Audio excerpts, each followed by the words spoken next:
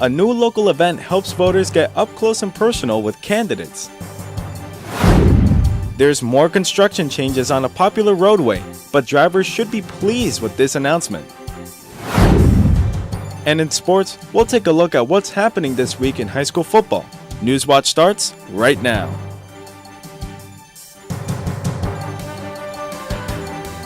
Broadcasting live from WOUB TV in Athens, this is Newswatch. Good evening, I'm Steven Hernandez. Thanks for joining us. Athens County candidates from various offices set up last night at Trimble High School for Candidate Night, the fifth of 6 election events put on by the League of Women Voters of Athens County. Candidates rotated through 8 tables of voters to discuss issues facing the community in a more personal setting. Mary Costello, co-president of the League of Women Voters, says this event was very different from most others. This gives an opportunity for a number of candidates, for several races, to be here to answer people's questions one-on-one or face-to-face. The other formats are much more formal, and the candidates stay at the table, and the audience writes questions that are asked by a moderator.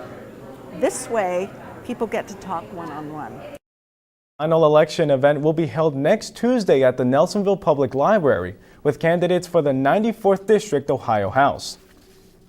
The East State Street on-ramp to US 33 and 50 is now open, just in time for homecoming weekend traffic. The US 33 ramp improvements include light fixes, adding an additional right turn lane onto East Street, and adding an additional receiving lane on US 33. However, Mayor Patterson says there is still work to be done.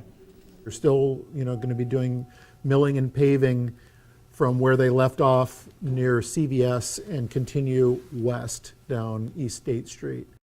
The ramp improvement is part of the overall East State Street project. So far, almost 3 miles of East State Street have been repaved. An additional left turn lane has been installed, and new bike lanes and sidewalks have been added. Highland Park is now accessible for those with disabilities.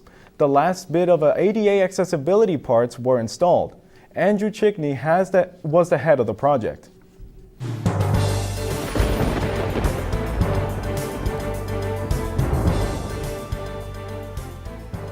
Welcome to the Newswatch Weather Center. I'm Jake Niederbaumer. Today it was just a beautiful clear day as the region was under high pressure, and we just had temperatures into the mid and upper 50s today. It was just not a cloud in the sky. It was just a beautiful day all around. Currently in Athens, it is 46 degrees outside under sunny skies, cool conditions. It was just an absolutely beautiful day all around. As the sun goes down tonight, though, we will cool off. But currently around the region, we have Columbus at 49, Cambridge at 47, New Lexington at 46, and down south in Ironton, we're at 48 degrees. Tonight's lows are going to be cold. Frost around the region. We got Athens at 30, Jackson at 29, Newark at 30. We do have a freeze warning tonight in effect from 10 p.m. till 11 p.m. to 10 a.m. tomorrow. So bring those jackets on the walk to work and school tomorrow, Stephen. It's going to be very cold. Thanks for the weather update, Jake.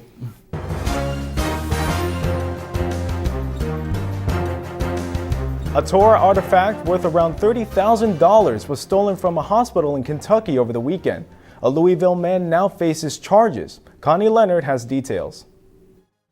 A Torah scroll is a handwritten document. A sacred Torah, the first 5 books of the Bible, an artifact worth an estimated $30,000 and believed to be in the All Faiths Chapel at Jewish Hospital since 1956, stolen on Sunday. I was absolutely mortified. Rabbi Stan Miles was stunned after hearing of the Torah theft from the pulpit cabinet on the back wall of the chapel. Why would someone do something like this? Police say the someone is 27-year-old David James Macon of Louisville, who gained access to an unauthorized area overnight Sunday and was caught by surveillance cameras with the Torah. 2 days later, he was back at the hospital and was stopped in the same clothes he had on during the theft by hospital security.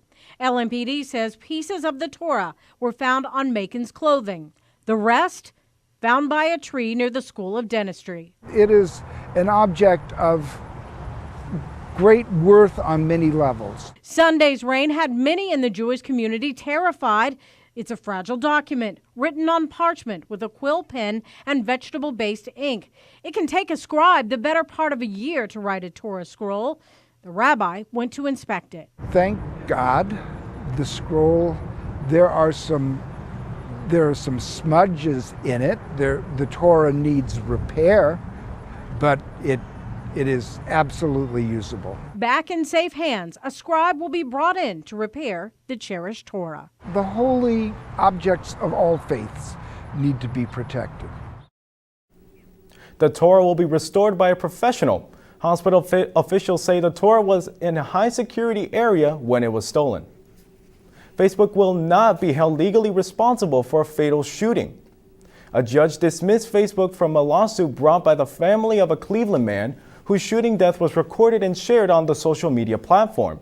The wrongful death lawsuit over Robert Goodwin Sr.'s 2017 death accused Facebook of negligence for not catching and reporting the shooter's posted threats. There will also be no change in West Virginia's funding for state employees' public insurance plans next year. West Virginia Governor Jim Justice says funding will total more than $500 million. Justice pledged on October 2nd to put $100 million towards the insurance plan. There are more than 3.4 million Kentuckians registered to vote on the November 6 elections. Secretary of State Allison Lundergan Grimes announced the numbers today. Kentucky added about 35,000 registered voters since the May 22nd primaries. The 6th congressional district, which has a tight race between Republican U.S. Representative Andy Barr and Democrat Amy McGrath, now has an extra 9,100 registered voters. Election day is close, but both Democrats and Republicans are looking forward to the 2020 election. What potential candidates are already doing across the U.S. These stories and more as Newswatch returns. Like South Carolina in the coming weeks. Former New York City Mayor Michael Bloomberg was there Thursday. It's home of an early 2020. Fall is going fast, but don't get bored on us mid-season now. The playoff picture is starting to develop, and every game that we bring you will have playoff implications. Right now is one of the most exciting times of the fall, which means you can't afford to miss Friday nights with us. Live at 11:30, Gridiron Glory is here for you. And check out our Snapchat, Facebook, Twitter, and YouTube pages all throughout the week. They're chock full of coverage. So start your weekends with us. And remember, there's nothing better than Friday nights in Gridiron Glory. This is a box that showed you a world beyond your own.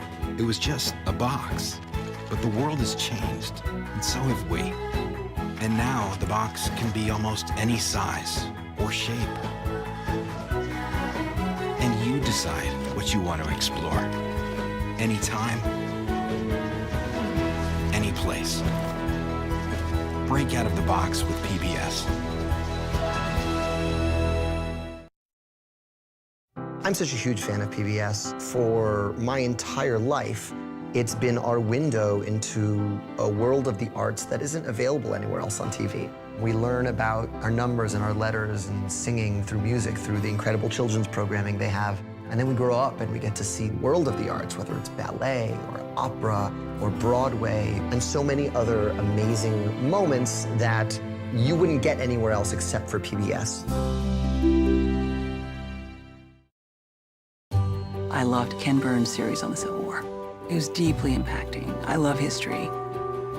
To have those stories told through these letters, through stories of love and loss, it rewrote the book on how to tell a story. When television was invented, there were a lot of people who had dreams about what it could do.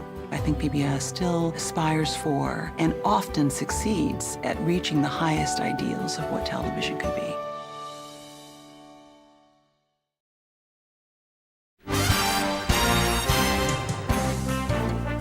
Some Democrats don't think it's too early for election 2020. With the 2018 midterms still more than 2 weeks away, a number of potential candidates were in early primary states on Thursday. Karen Kaifa reports from Washington. At rally after rally, President Trump has been on a blitz to boost Republican fortunes next month. But even as they support their party's midterm candidates, some Democrats may be looking further ahead, with many heading to places like South Carolina in the coming weeks.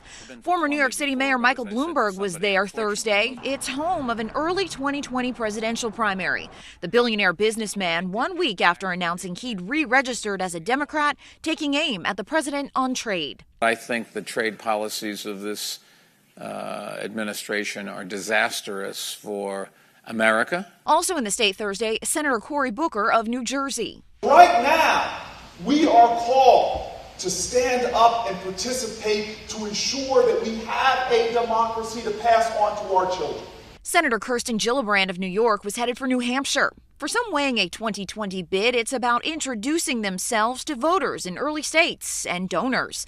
Others need little introduction. Former Vice President Joe Biden, accepting a civil rights award in Memphis Wednesday night, had sharp criticism for the president's handling of events like last year's Charlottesville clashes and said Trump has prompted a critical moment. We're once again living through literally a battle for the soul of this nation.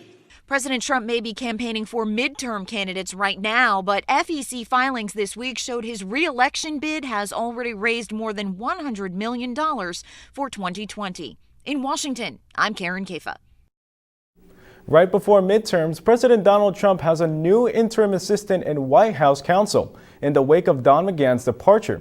According to a statement provided by White House Press Secretary Sarah Sanders, Emmett Flood is now assistant and counsel to the president. He will serve in both those positions until Pat Cipollone takes up the roles. Then Flood will step back into his role as special counsel to the president. Cipollone is leaving a partnership at a Washington law firm to take over the office formerly held by Don McGahn. The stakes are high on day 2 of a critical Brexit summit in Brussels. European leaders attempt to hammer out the terms for the UK's departure from the EU. But plans for a special summit next month to complete the deal have been dropped because of lack of progress. Now, British Prime Minister Theresa May is considering extending the Brexit transition window in an attempt to break the deadlock, though she was quick to convey confidence that they wouldn't end up needing the extra time. Well, as I said yesterday, we've made good progress. We've made good progress both on the withdrawal agreement and on the future partnership, our future relationship. On the withdrawal agreement, there are issues remaining around the backstop. Just to remind everybody, the backstop is what would come in place to ensure that there would be no hard border between Northern Ireland and Ireland if the future relationship is not in place by the end of the implementation period. The rankings of country life expectancies is out. Where the U.S. stands on the list coming up next. For tonight, we will be very cold with lows into the lower 30s tonight, but we will warm up tomorrow very quickly as the system will come through and bring us rain for the start of our weekend, and more rain chances on Saturday too, right here next on Newswatch. Is member-supported public television. Your contribution keeps WOUB available in your community. Become a member with a gift of $60 or more for access to stream more than 1,000 of your favorite PBS programs through WOUB Passport. Programs like Nature, Sherlock, and all episodes of Downton Abbey and Victoria. Pledge now at WOUB.org. And thank you.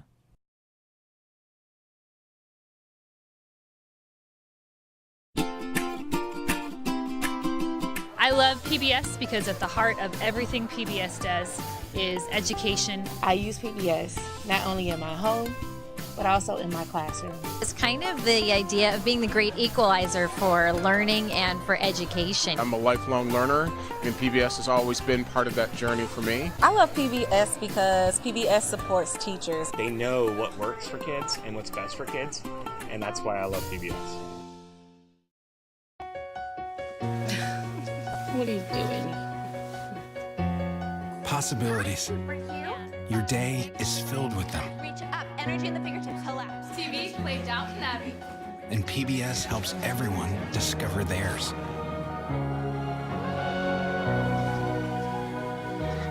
Anytime, anywhere. Up in the sky, you can see it. PBS, we're with you for life. PBS had a special on Pearl Harbor, and once Landon started watching the show about the Arizona, he completely became fascinated. That's Donald Stratton, and that's me. And then his Christmas wish this year was to meet Donald Stratton, one of the survivors from the Arizona. So good to see you, buddy. Everything that Landon has learned from PBS, it's immeasurable. This is for you. Thank you, big guy. He is living proof of the effect that PBS has had on his life.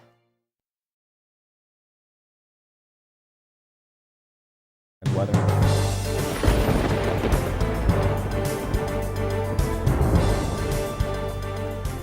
Just over a week has passed since Hurricane Michael tore through the Florida Panhandle, and for some, the recovery processes will be lengthy. John Loring reports. Mexico Beach, all but unrecognizable to those who call this place home. It's almost like you're in a dream, like it's not really real, but you know it is. Residents are literally picking up the pieces left by Hurricane Michael. Pictures, anything that's you can't replace, just the things that are irreplaceable. Our house, what's left is a concrete slab, and everything that the house and whatever was in it is in that pile of debris that's up at the street. Hurricane Michael is responsible for at least 32 deaths in 4 states: Florida, Georgia, North Carolina, and Virginia. Roughly half of the confirmed fatalities were in Bay County, Florida, where Michael landed at Category 4 status. But sheriff's deputies say they're finding more victims as the water recedes. They also say people who didn't evacuate could be buried beneath piles of concrete, wood, and metal. Despite the damage, residents say a renaissance is on the way. We will rebuild and we'll be okay. This isn't the end of Mexico Beach. We still have a big story to write, and we're going to write one. FEMA has teams in Florida helping residents register for disaster help. There are also dozens of distribution stops in Florida and Georgia where victims can get food and water. I'm John Lawrence reporting. The Florida Department of Health provided an online form to identify the missing or those needing help. And that's it from here. Over to you, over the weather. Thanks very much, Stephen. Today we were very cool around the region as we had clear sunny skies throughout the day today. But right now it is 46 degrees outside under sunny blue sky conditions throughout the rest of the day. It's very cool, but we will cool quickly as the night will progress. Currently around the region is 46 in Athens, 48 in Chillicothe, 48 in Ironton, and 49 in Columbus. Hour by hour tonight, it'll be 42 at 8, 38 at 10, and 35 at 12. And at 12, that freeze warning will start for our area. That's in effect from 11 p.m. till 10 a.m. tomorrow morning.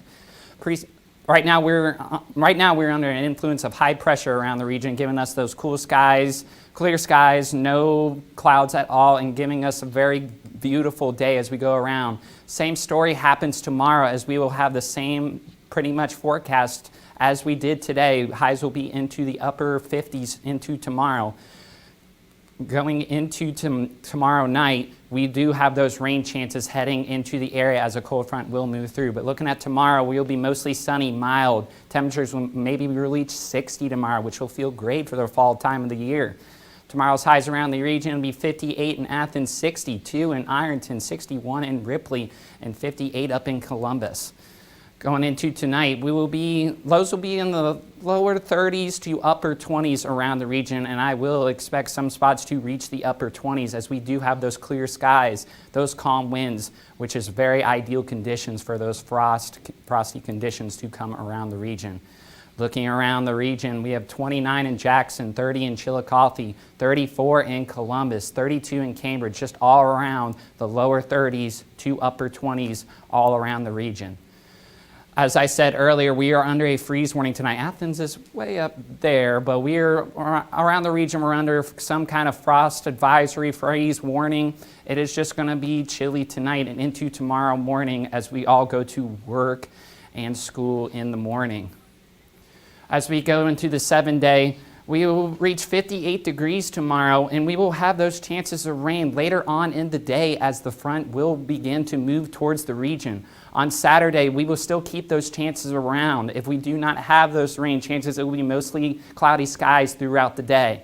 On Sunday, we do reach only 48 degrees. We don't even reach 50, and we still have those lows from 30 in the lower 30s Saturday night and into Sunday. Into Monday, we will begin to warm up throughout the week as we have Monday at 55 degrees, Tuesday at 59 degrees, and we still have those lows in the lower 30s throughout the rest of the forecast period.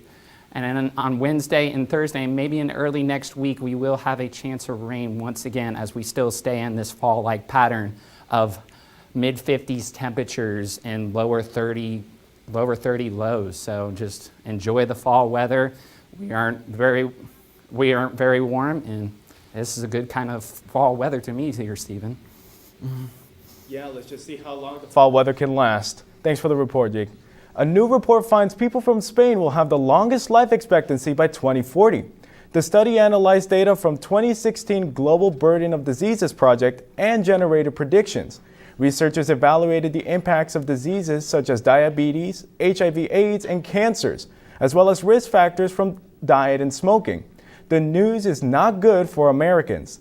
The U.S. will fare the worst of all high-income countries, falling from 43rd to 64th in the world.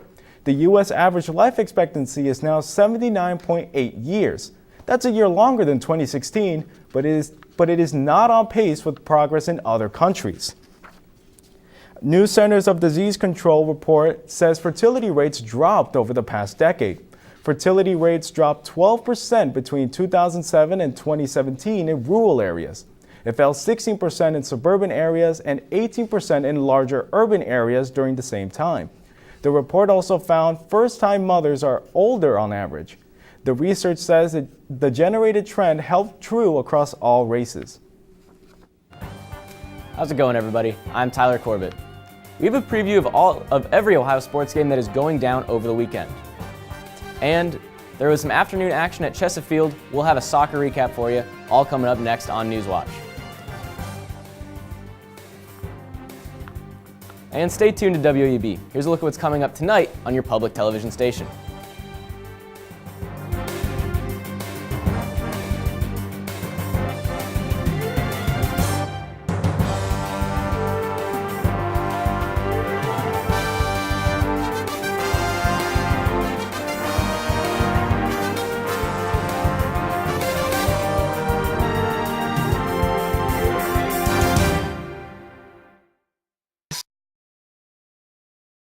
This is a box that showed you a world beyond your own. It was just a box, but the world has changed, and so have we. And now the box can be almost any size or shape. And you decide what you want to explore. Anytime, any place. Break out of the box with PBS. This fall is going fast, but don't get bored on us mid-season now. The playoff picture is starting to develop, and every game that we bring you will have playoff implications. Right now is one of the most exciting times of the fall, which means you can't afford to miss Friday nights with us. Live at 11:30, Gridiron Glory is here for you. And check out our Snapchat, Facebook, Twitter, and YouTube pages all throughout the week. They're chock full of coverage. So start your weekends with us. And remember, there's nothing better than Friday nights in Gridiron Glory. I'm such a huge fan of PBS. For my entire life, it's been our window into a world of the arts that isn't available anywhere else on TV. We learn about our numbers and our letters and singing through music, through the incredible children's programming they have. And then we grow up and we get to see the world of the arts, whether it's ballet or opera or Broadway, and so many other amazing moments that you wouldn't get anywhere else except for PBS. WOUB is member-supported public television. Your contribution keeps WOUB available in your community. Become a member with a gift of $60 or more for access to stream more than 1,000 of your favorite PBS programs through WOUB Passport. Programs like Nature, Sherlock, and all episodes of Downton Abbey and Victoria. Pledge now at WOUB.org. And thank you.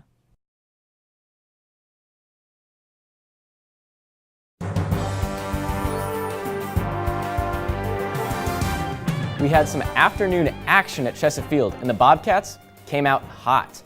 The Bobcats got on the scoreboard early when Madeline Codd drilled a low shot just 7 minutes into the game. Olivia Molesky added 2 second-half goals to put the Bobcats up 3-0, and Sarah Dierig would add a fourth. Ohio's been known for playing low-scoring defensive games, but this week Ohio's offense showed up, and the defense was there too. The Bobcats won this one 4-0. And Ohio soccer and other teams are in action this weekend. There are 5 games slated across 3 different sports. Ohio soccer hosts Western Michigan on Sunday afternoon. Western is looking solid. They're 11-5 overall, and Ohio is 6-1. A win against Western would give Ohio great momentum going into the MAC tournament. Field hockey hosts Kent State tomorrow. The 4-8 Bobcats take on the 5-10 Golden Flashes in what should be an even tilt.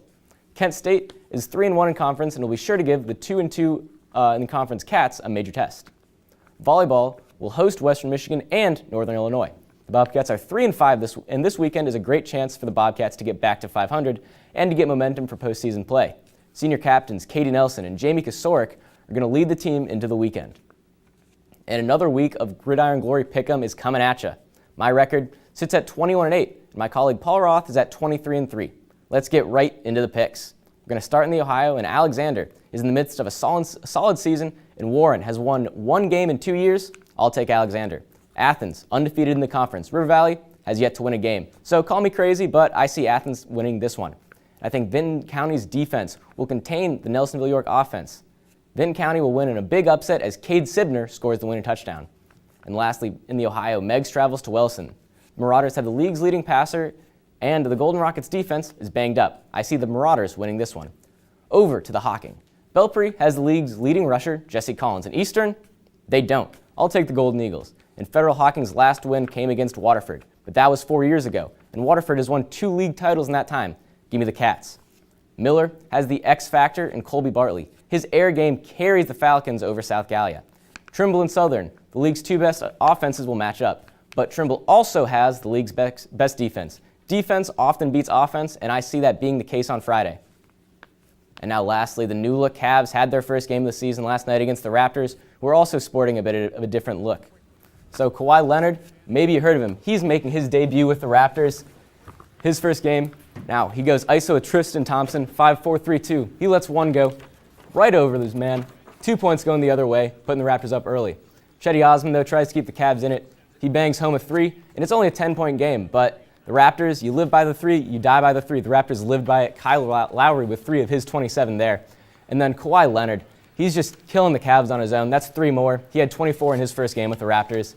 And it got out of hand fast. Raptors won 116-104. Wow, that was a destructive performance by Kawhi Leonard. I want to ask you, have you ever seen someone in basketball help someone from the other team? Well, if you include J.R. Smith's NBA Finals performance, I guess you could say I have seen that. Okay, beside that, that's not really a thing you see, right? No, not really. Well, how about cross country? Because there was one high school student from New York that did something incredible for someone else from the other team. His name is Jake Tobin, a sophomore cross-country runner at Casanova High School. He only had a little more to go in his race, and then he noticed Luke Fortner, a legally blind runner, trip on a hill in front of him. Instead of finishing the race, Tobin stopped and helped Fortner up the hill along with Fortner's aid. Tobin has received praise for his actions, but he says it's what anyone should do. I still don't understand why everyone is making such a big deal about this. I felt like it was something that should be done. And just do it. If you win because somebody else got hurt or fell or got knocked down, then it's not really a win in my book. Tobin finished the race a few seconds behind Fortner. And now the final weather.